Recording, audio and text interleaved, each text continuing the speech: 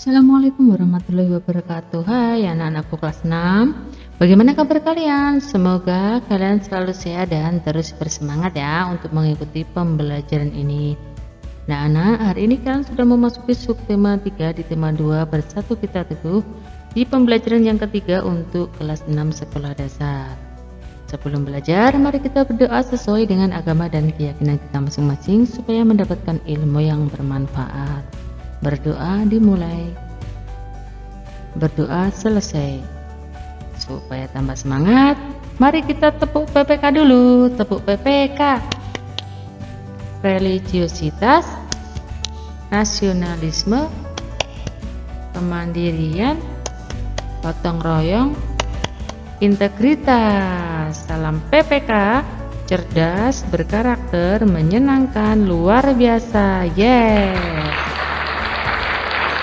Selanjutnya marilah kita ikuti video pembelajaran ini sampai habis dan jangan di skip ya.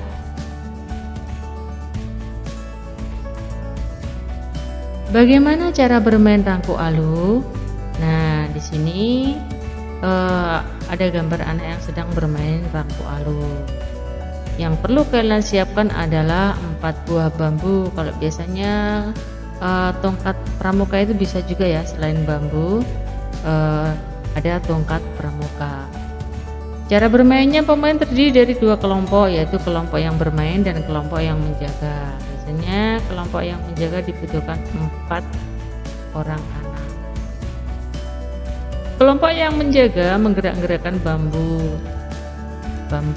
ya seperti ini ya. Kalau 2 di sini dan di sini menutup, yang di sini membuka. Nah, ditutup, dibuka, ditutup dan dibuka. Kelompok pemain yang mendapat giliran bermain akan melompat di sela-sela bambu saat bambunya terbuka. Nah, ini menutup. Nah, saat menutup maka tidak melompat, jadi tempatnya di sini, di 4 pojokan sini ya. Nah, saat bambunya terbuka, bisa melompat ke sini, ke sini, ke sini atau ke sini. Setelah mengetahui cara bermain rangku alu, sekarang saatnya kamu mempraktekannya ya. Bisa kalian praktekkan dengan kelompok kalian.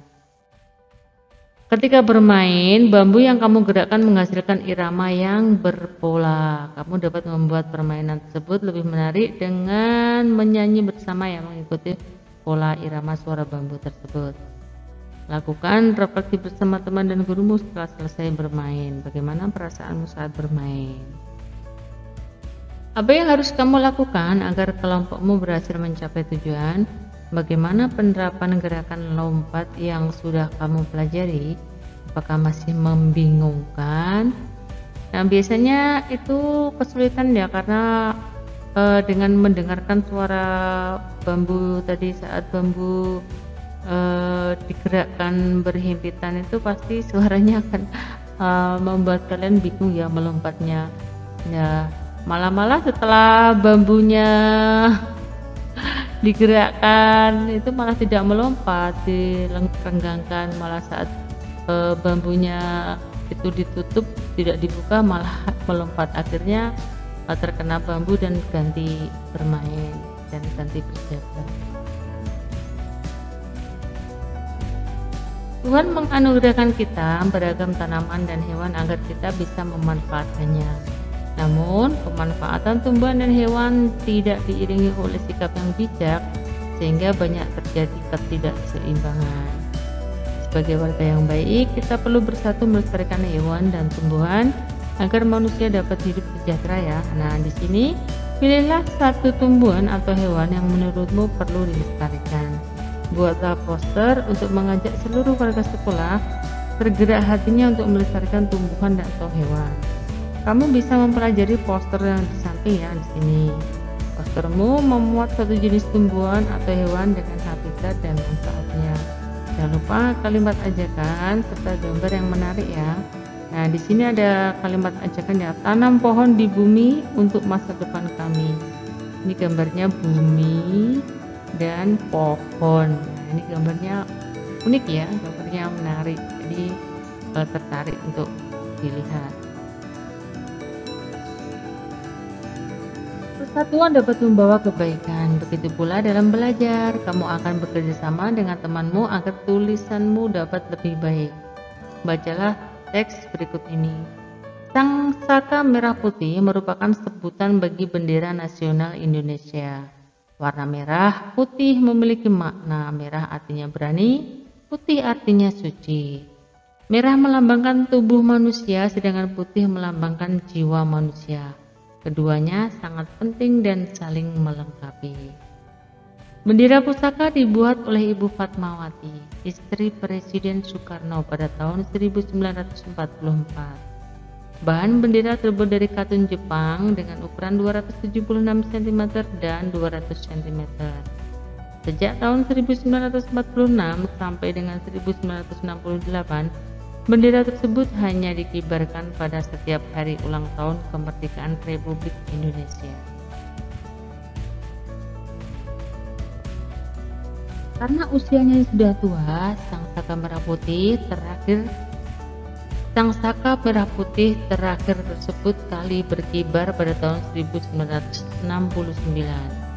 Bendera disimpan di Museum Nasional Pemerintahan, kemudian membuat bendera duplikat dengan ukuran 300 cm x 200 cm.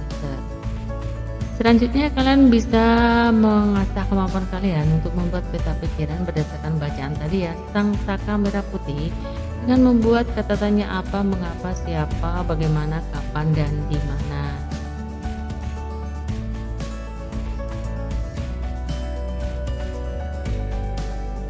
Selanjutnya, kalian bisa mengasah kemampuan kalian lagi untuk menjawab beberapa soal ini. Jika kalian ingin menulisnya, bisa kalian pause video ini dan menyalinnya pada buku tulis kalian. Jika kalian hanya sekedar membaca bacaan saja juga boleh. Nomor 1, mengapa kita perlu menjaga persatuan dan kesatuan dalam mengisi kemerdekaan bangsa Indonesia? Nomor 2, ubahlah kata-kata di bawah ini menjadi kata yang bagus sesuai pedoman umum ejaan bahasa Indonesia. Di sini azan, ijazah, jadwal, kreativitas, karir, Februari, negeri, nafas, provinsi, kadaluarsa. Nah, ini kalian mengubahnya dari kata yang tidak baku ini menjadi kata yang baku sesuai dengan EZD, ejaan yang disempurnakan.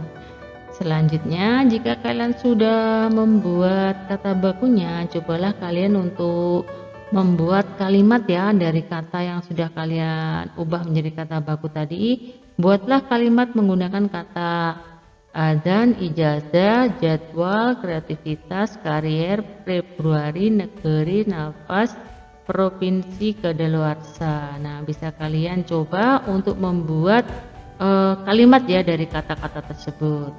Jika kalian masih mengalami kesulitan, bisa bertanya kepada orang tua, guru, atau mencari sumber pada buku. Ataupun bisa bertanya kepada ibu di sini dengan cara meninggalkan pesan di kolom komentar. Insya Allah dibantu menjawab ya. Anak-anak terus semangat, mohon maaf atas segala kesalahan dan kekurangan baik yang disengaja ataupun tidak disengaja. Sampai jumpa pada pembelajaran berikutnya. Ibu akhiri, wassalamualaikum warahmatullahi wabarakatuh.